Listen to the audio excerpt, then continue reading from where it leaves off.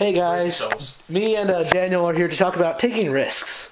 Not quite sure why he's posed like that. It's a little weird, but oh well. So in my opinion, it's very important to take risks in life, because if you never take risks, you're never going to get anywhere. That's just the way the world is. You got to take risks. I mean, I don't know if Daniel has anything more to say while I think of stuff to say. Hold on, walk over there and toss me the camera while you say that. Okay, well, here's a risk. Don't want to die. Well, you guys are probably blind now. I'm sorry about that. I'm sorry if that just caused any seizures, I take the blame. nausea, vomiting, you need a new keyboard. I apologize, but that's a risk I had to take. It's true, because we all got to take risks. Hey, I mean, risks. How about that? It's not just a board game that you flip when you get mad, when you lose South Africa. I mean, I've been pretty mad, but you know what? Sometimes in life, you just can't flip the board. You have to go forward with the board, roll the dice, and see how they land.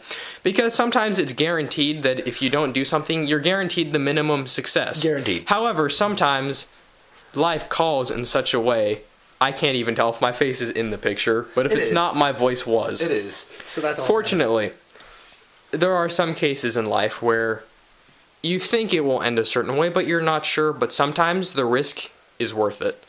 And even in those situations where it's not, it's still important to take those chances, because if you never take those chances, you'll never know. Like, keep in mind, Griffin leaning into my face, that was a risk. I could have punched him. Yeah. But it was a risk he had to take because he wanted to tell you people that. It's true. I mean, you guys all got to know that stuff, so.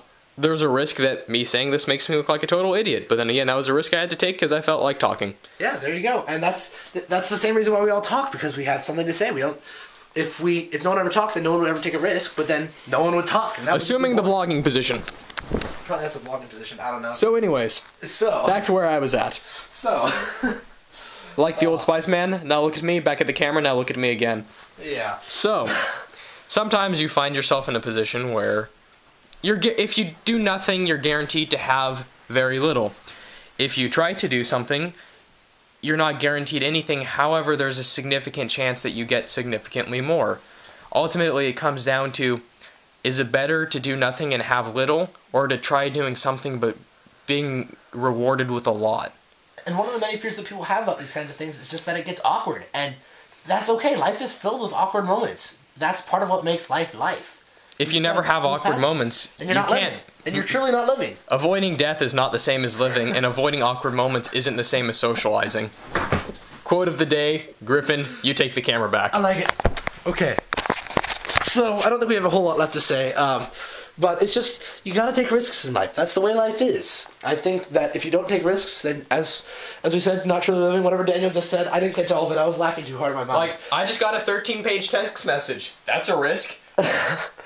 Answer is yes, it could be.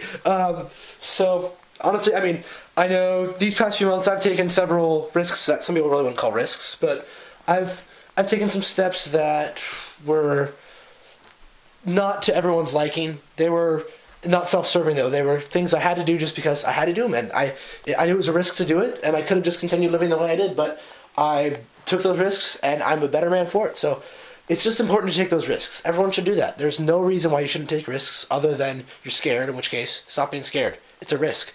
Everyone has to take them, and you might as well take them yourself. Unless Daniel has anything else to say? I'm not quite sure. This might be an interesting story to read.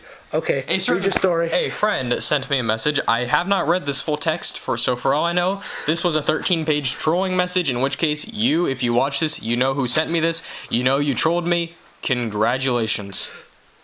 Hold on, I am scrolling. 13 pages. Story time. 13 pages of text is not exactly the easiest to scroll through. No, it's not. Morgan Freeman mode engaged. A girl will celebrate her birthday the next day. She asked her boyfriend, I forgot the comma, to come and also bring her boyfriend if she wants to make her best friend happy. The girl's best friend promised that she will come no matter what and jokingly said that even the heavens can't stop her from going to her house. The girl was very happy, trusting that her friend will not fail on her birthday. On said day, a typhoon hit their place, causing heavy rainfall and thunderstorms. I'm sorry, that's not funny. I am part Japanese, and I do have family who suffers from typhoons, tsunamis, and earthquakes, so I'm not insensitive. I do have family with these problems. It's kind of sad, or sad, more sad. Oh well. Anyways, thinking her best friend wouldn't make it, but her hopes rose when a knock was heard at the front door. She opened it immediately, and finding her best friend standing on the door, wet, she asked her why is she wet and why is she alone, and said that she left her boyfriend near a waiting shed. What is a waiting shed, you might ask? That is not explained. And rushed here fearing that she will be late. What a good best friend. The girl hugged her and thanked her and that she didn't break her promise. After 20 minutes of fun, there was a major blackout. Because, you know, there's some blackouts, it's NBFD. The phone rang. Before the girl can answer it, her friend said that she will get candles to light the place for the meantime. She just nodded and got on the phone, and on the other, she heard the voice of her best friend's boyfriend, hearing also the heavy rainfall sound on the other line. Someone's yelling, Christine, Christine, Gail is dead. She's dead. I'm sorry. We were just driving, the roads were slippery, and the car skidded and hit a shed post, and she's dead for Christ's sake. If you guys are confused, I'm so confused. I'm so confused too. George, what the hell are you talking about? She's here. Don't joke me, The girl turned around and saw her best friend holding a candle, smiling gently at her. Didn't I promise you that I will be here even if the heavens can't stop me? I have fulfilled my promise and they're asking me to go up now. Shh, don't cry, sweetie. I'll always be watching over you. No, I wasn't about to cry, I was about to start laughing. Darn it, I scrolled too far. Okay. I have fulfilled my promise and they're asking me to go up now. Up. Deja vu. After a smile, the girl vanished out of thin air. With a smile of happiness, the girl fainted. The end. Well then. That was an interesting time. You know those stories that just are supposed to hit you like in the heart, but they hit your funny bone and make you laugh hysterically? I'm really sorry to the person who sent this because I'm going to make you watch it.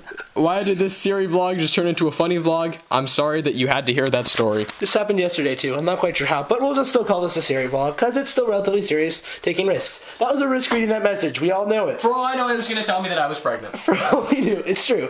And there are always these kinds of risks, but I think we're better people for having taken the time to read that little story. So, with all that said, that's the end. Later, guys.